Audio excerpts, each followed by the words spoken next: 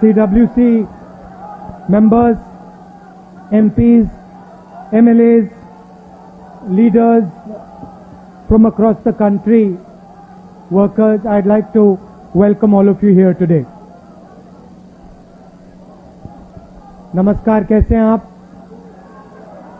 ठीक है?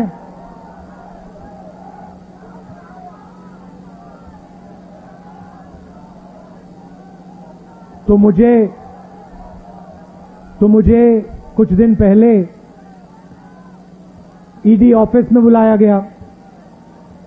अच्छा भैया शांत हो जाएं। कुछ दिन पहले मुझे ईडी ऑफिस में बुलाया गया। छोटा सा कमरा था, 12 फुट बाय 12 फुट मान लो। बीच में मेज थी, कंप्यूटर था, 3 ईडी के ऑफिसर बैठे थे, एक बाहर खड़ा था और मैं उनके साथ कमरे में बैठा।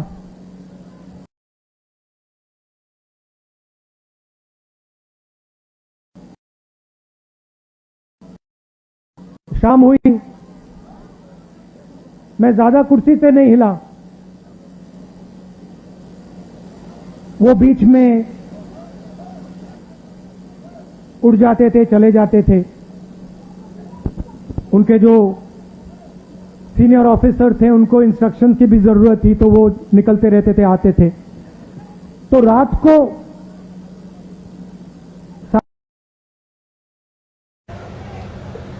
राहुल जी, एक बात आप हमें बताइए, आप यहां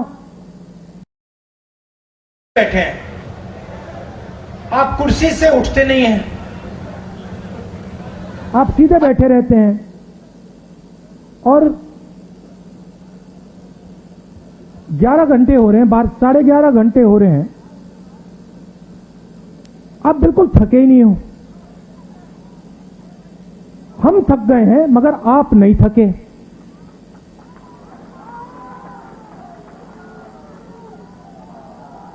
ये उन्होंने पूछा, आपका सीक्रेट क्या है?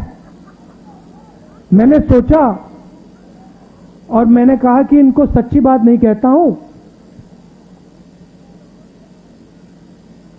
दूसरी बात कह देता हूं, दूसरा कारण कह देता हूं, मगर मेन बात नहीं कहता हूं। मैंने कहा कि मैं विपासना करता हूं, उसमें बैठना पड़ता है, तो आदत लग गई है, मुझे कोई प्रॉब्लम नहीं। 6, 7, 8, 10 घंटे बैठा दो, मुझे कोई फर्क नहीं पड़ता। तो फिर उन्होंने मुझे पूछा, विपासना के बारे में पूछा, मगर सच बात तो मैंने उनको नहीं बताई। आप जानते हो सच बात क्या है? सच बात यह है कि उस कमरे में राहुल गांधी अकेला नहीं बैठा था। उस कमरे में राहुल गांधी के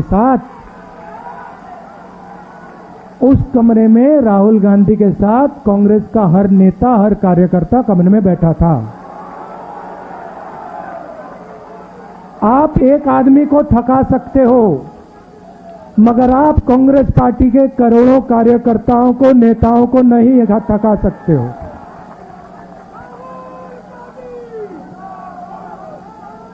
और सिर्फ कांग्रेस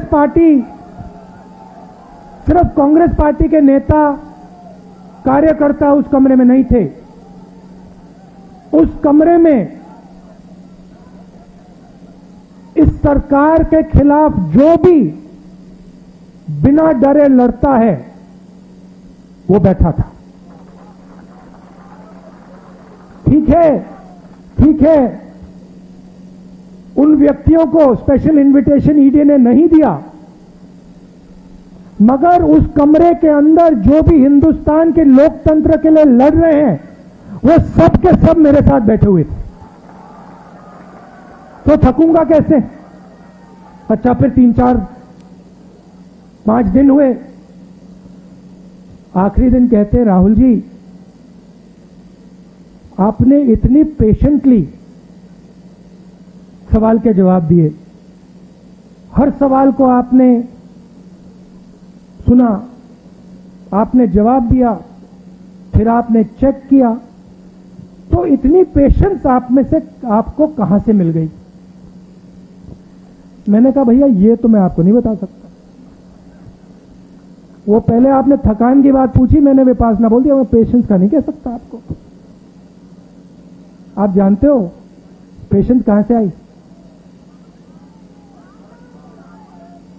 कह देना था कांग्रेस पार्टी में 2004 से काम कर रहा हूं। पेशेंस नहीं आएगी तो क्या आएगी?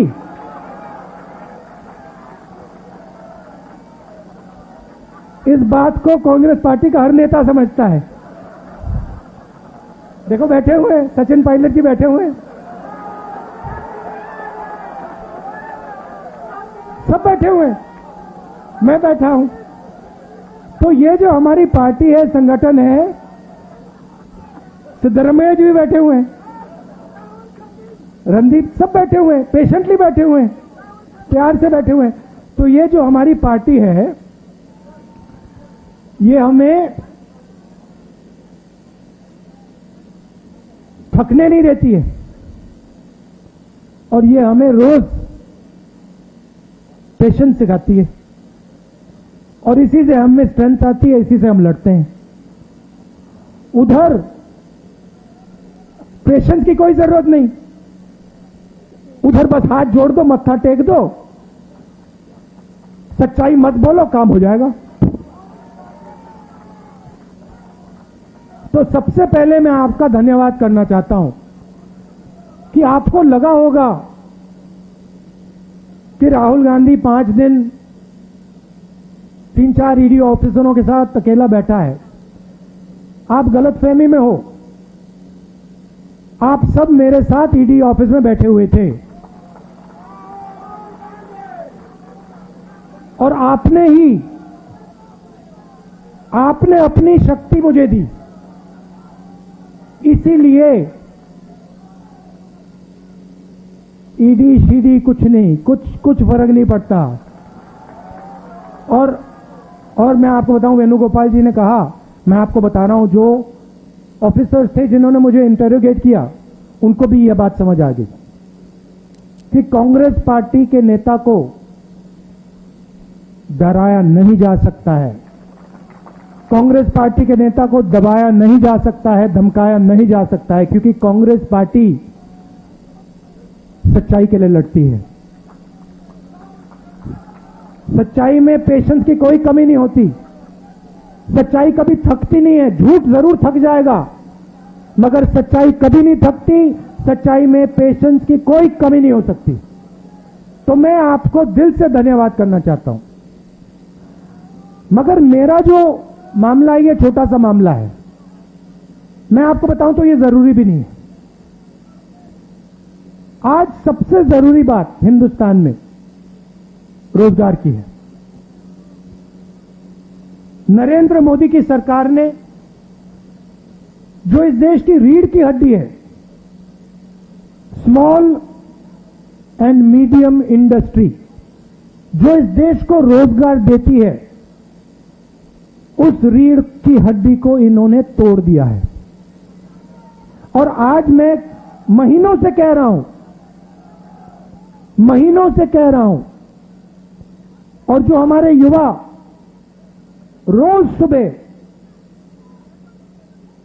हर रोज सुबह दौड़ते हैं, आर्मी में, नेवी में, एयरफोर्स में, फोर्सेस में भर्ती होने के लिए दौड़ते हैं, उनसे मैं कह रहा हूं कि हिंदुस्तान के प्रधानमंत्री ने इस देश की रीढ़ की हड्डी को तोड़ दिया है और यह देश अपने युवाओं को अब रोजगार नहीं दे पाएगा। चाहे सरकार कुछ भी कर ले, यह देश अपने रोजगार नहीं दे पाएगा। 2-3 बड़े उद्योग नरेंद्र मोदी जी ने देश पकड़ा दिया है। ये 2-3 उद्योगपति देश को रोजगार नहीं दिलवा सकते हैं। और अब जो आखिरी रास्ता था, युवाओं के लिए जो आखिरी रास्ता था देशभक्ति का, आर्मी का, फोर्सेस का, उस रास्ते को इन लोगों ने बंद कर दिया है।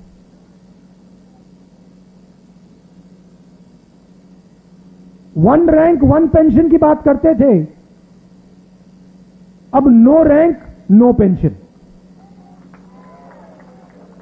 अब आप दौड़ो, सुबह सुबह दौड़ो, आर्मी में भर्ती हो और फिर घर जाओ। और याद रखना, जब आप घर जाओगे, मैं गारंटी करके कह रहा हूं, जब आप घर जाओगे, आर्मी के बाद घर जाओगे, आपको कोई रोजगार नहीं मिलने वाला है, कोई रोजगार नहीं मिलने वाला है। दूसरी तरफ आज चाइना की सेना हिंदुस्तान की धरती में बैठी हुई है। 1000 स्क्वायर किलोमीटर से ज्यादा जमीन चाइना की सेना ने हमसे छीनी है। यह सच्चाई है, इस बात को हिंदुस्तान की सरकार ने एक्सेप्ट किया है। सेना को मजबूत करना चाहिए और सरकार सेना को कमजोर कर रही है, और इसका नतीजा आएगा। जब युद्ध होगा तब इसका नतीजा आएगा।